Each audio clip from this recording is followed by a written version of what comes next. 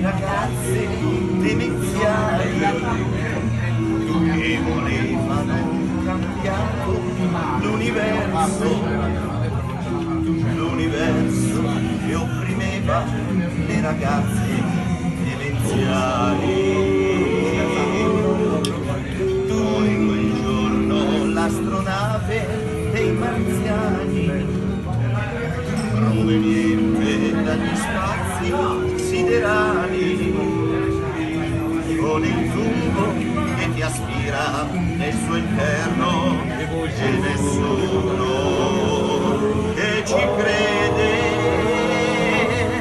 E quella sonda che sondava l'organismo ci ha trasformati in musicisti, ma maschi.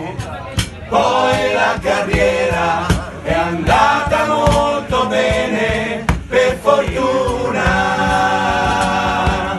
Una storia unica, singolare e atipica, totalmente antieconomica, propulsione elica.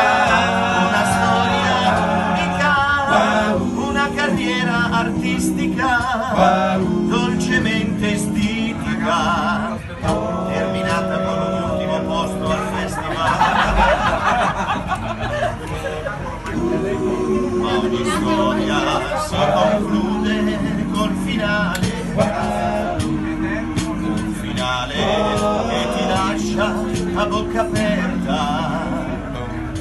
Dall'ampiezza della bocca si capisce se il finale era valido.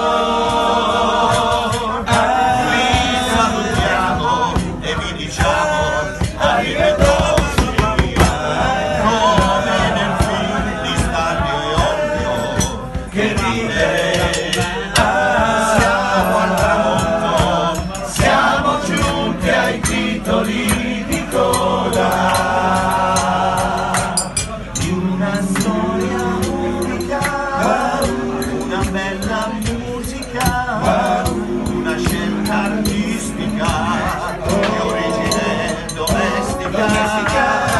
Questa storia unica ha una fine drastica, leggermente comica.